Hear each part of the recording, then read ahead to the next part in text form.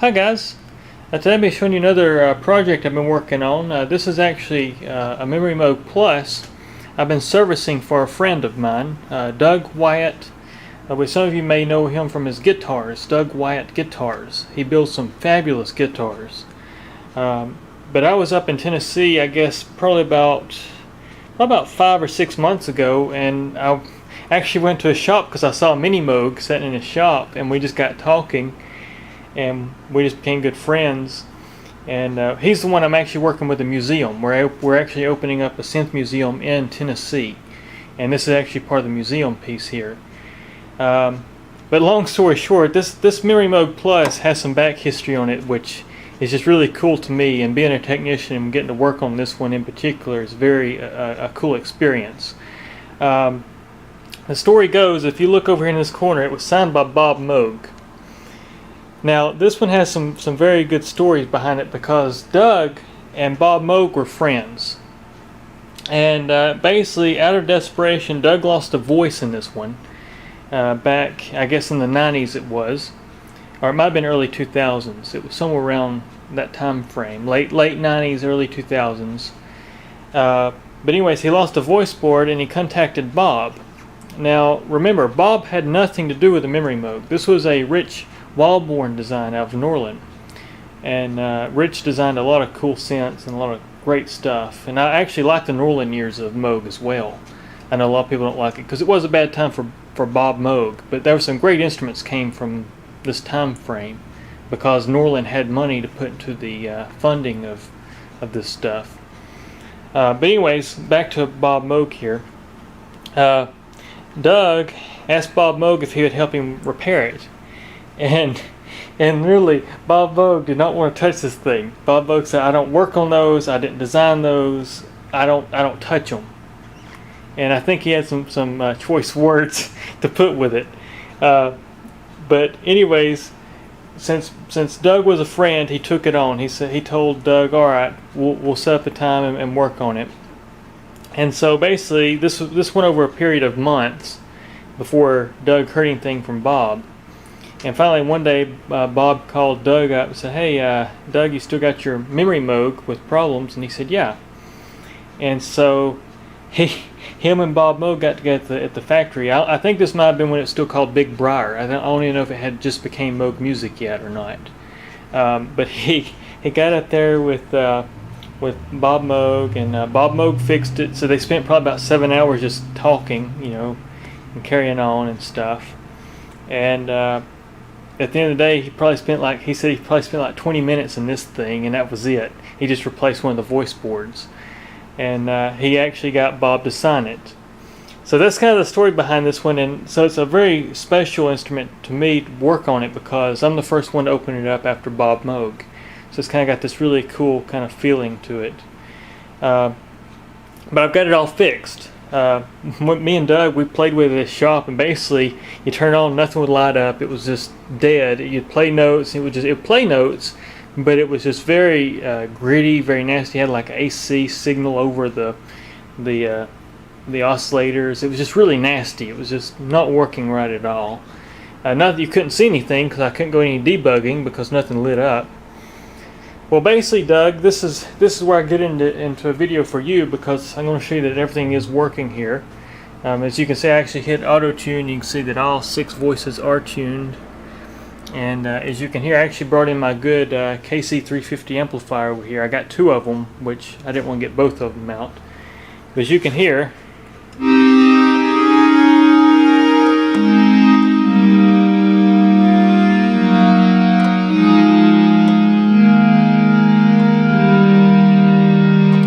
I can show you all voices are working. We'll go here to keyboard mode, cycling. Alright.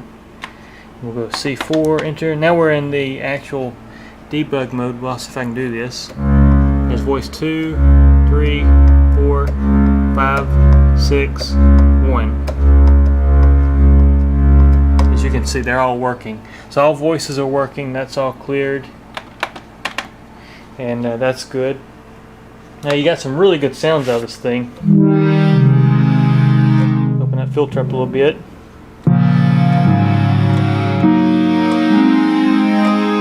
Go up octave.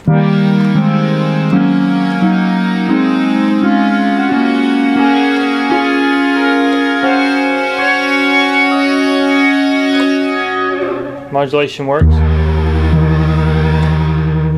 But I had a lot of issues with this one, Doug, and actually I'll just give you a little bit of a background on what I found in this one when I got it. And for anybody else that's interested that may have some similar issues or symptoms.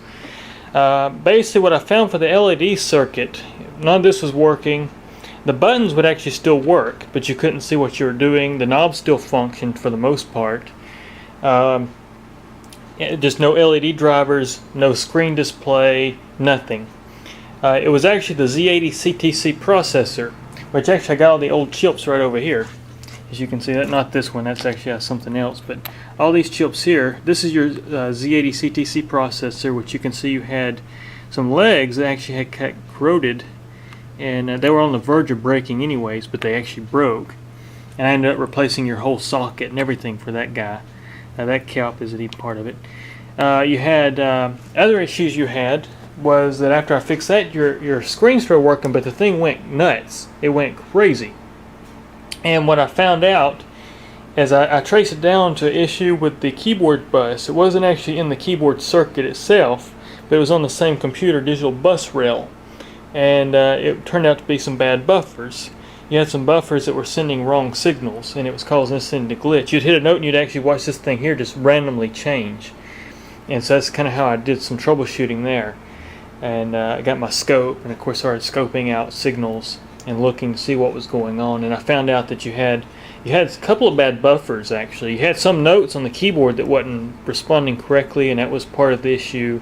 Your octave shift didn't work. That was an issue. It actually worked here, and I could actually measure the voltages on the digital board when I'd moved this, but it wasn't actually sending the signal out of the computer. So that was the issue, and that was just part of that buffering circuit as well. The other issue is that after I got all that fixed, your oscillator sync button would come on, but it wouldn't do any effect. It had no effect on the circuit. And I found out you had a bad buffer on your demux board for that.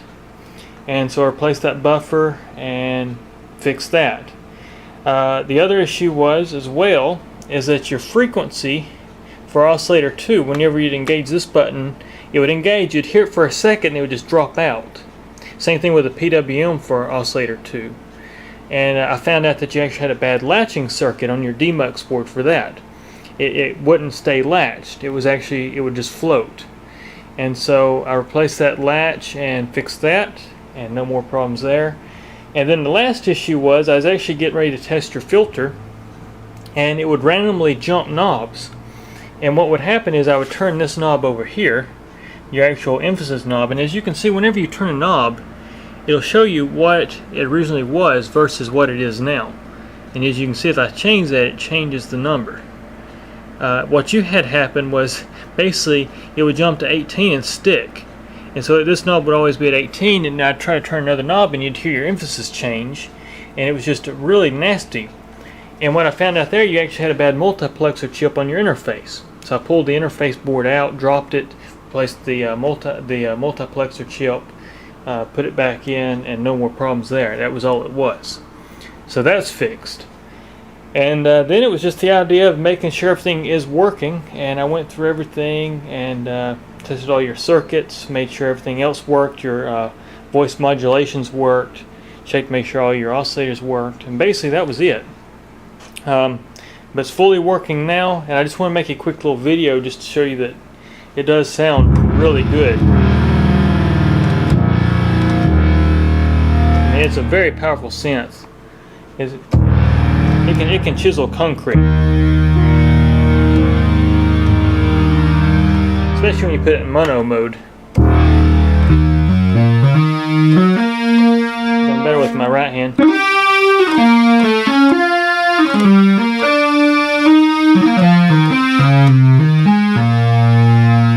Drop it off. We'll put some glide on that too.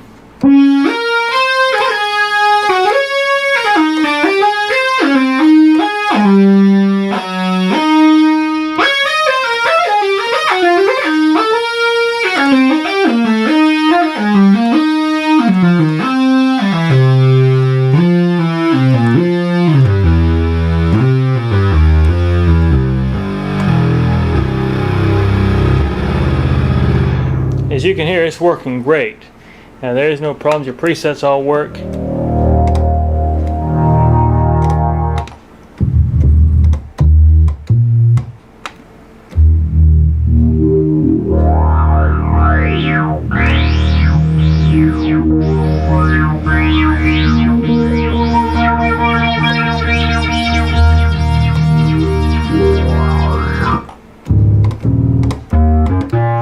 Just a great sounding instrument though.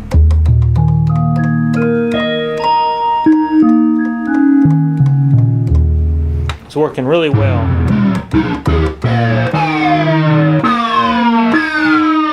Oh yeah, and also one other problem I did have with it, I just thought of this doing that one preset, is that you had issues with two of your envelope generators for voice 2 and voice 5 on this one. And it actually turned out to be bad CM3310s. And what it was, you'd hit a note and you'd hear it, and then you'd let off a note and it'd die. It had no control over your ADSR functions. You turn them any way in the world and it wouldn't change. And when you'd use the voice modulation, you'd, like the little drop off you hear using the envelope generator, like that little drop you're hearing is using the envelope generator for the VCL.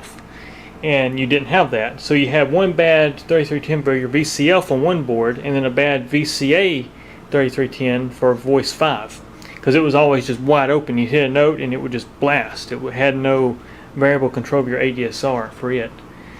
So fix that, and that was it. But actually, I can show you just all the chips here. These are your 3080s for your that you had bad on some of your voices. You had one voice that was dead. Voice 3 actually, which was a 3080. You had a VCF that would not self-oscillate when I turned the knob up, which turned out to be a balancing issue, which was also 3080. These are your buffers and your latch chips, as well as your Curtis chips, your 3310s, which I marked with a yellow dot, just so I know that they're bad. I'm going to test them and make sure that they are dead, but I've tried them in several different ways and they are dead. So I marked them and they're no good. But anyways, just a good overview for you here, Doug, and for anybody else watching. This is Doug's Memorymoog, and you can check it out at the museum when we get it open. It should be opening pretty soon. It's actually downtown Gatlinburg.